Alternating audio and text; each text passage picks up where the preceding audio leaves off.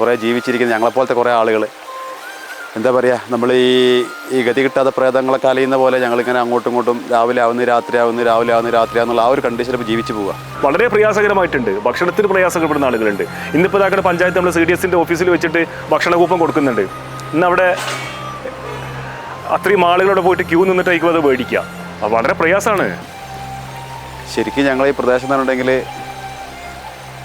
ഒറ്റയടിക്കുന്ന പറയാ എന്താ പറയുക ഇല്ലാതാക്കി അങ്ങനെ പറയട്ടെ. ഈ മത്തായി ഇട്ട കുറ്റിയും ഇതും കമ്പയർ ചെയ്തിട്ടാണ് ഇത് തീരുമാനിക്കുന്നത്. അതായത് 10 മീറ്റർ അപ്പുറത്തോ അല്ലെങ്കിൽ ഒരു 50 മീറ്റർ അപ്പുറത്ത് താമസിക്കണമെങ്കിൽ 9,000 ലഭിക്കുകയും ചെയ്യും.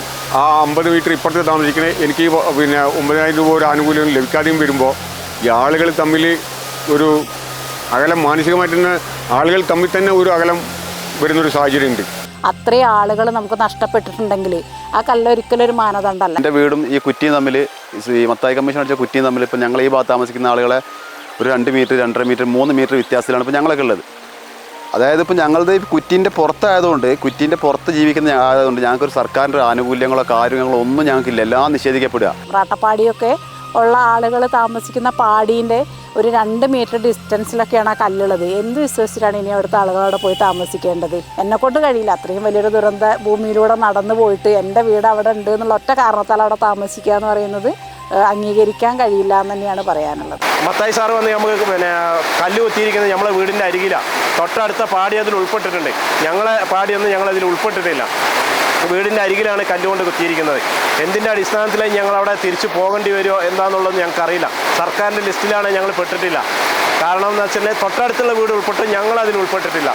ഭയങ്കര ഒരു പ്രയാസത്തിലാണ് ഞങ്ങൾ ഇരിക്കുന്നത്. വണ്ടി ഉണ്ടല്ലോ എന്നാ പറഞ്ഞത്. എനിക്ക് വണ്ടി തിന്നാൻ പറ്റില്ലല്ലോ. നമുക്ക് ഈ വണ്ടി തിന്നാൻ പറ്റും, വണ്ടിക്ക് പണി വേണ്ടേ? ഈ ജോൺ മത്തായി വന്ന് കുറ്റിയടിച്ചതിൻ്റെ അപ്പുറത്തേക്ക് ഈ 10-28 കുടുംബങ്ങൾ വളരെ പ്രയാസത്തിലാണ് അവിടെ ഉള്ളത്. അവരാരും സർക്കാർ ലിസ്റ്റിൽ വന്നിട്ടില്ല. അവർക്ക് മറ്റ് ആനുകൂല്യങ്ങൾ കിട്ടുന്നില്ല. അപ്പോൾ താൽക്കാലിക വാടക കൊടുക്കുന്നുണ്ട്, റോഡില്ലാത്തത് കൊണ്ട് വാടക മാത്രം കൊടുക്കുന്നുണ്ട് എന്നല്ലാതെ അവരെ സർക്കാർ ലിസ്റ്റിൽ അവർ ഉൾപ്പെട്ടിട്ടില്ല. അവർക്ക് ഇനി അവിടെ ഒരു കാരണവശാലും പോയി താമസിക്കാൻ കഴിയില്ല. 8-ാം നമ്പർ അതിഭീകരമായൊരു പൊട്ട് പൊട്ടിയിട്ടാണ് നിൽക്കുന്നത്. 2019 ഉത്തുമര ഉരുൾപൊട്ടിയ സമയത്ത് അവിടെ പൊട്ടിയിട്ടുണ്ട്. ആ പൊട്ടുകൊണ്ടാണ് അവിടെ ഉണ്ടായിരുന്ന ഒരു കോൺക്രീറ്റ് പാലം പോലും ഒഴിച്ചു പോയത്. അന്നത് പുഴയെ കൂടെ പോയത് കൊണ്ട് അത് ഇതാക്കി. കാരണം ഇപ്പോൾ പുഴേൻ്റെയൊക്കെ എല്ലാം ദിശ മാറിയിട്ടുണ്ട്.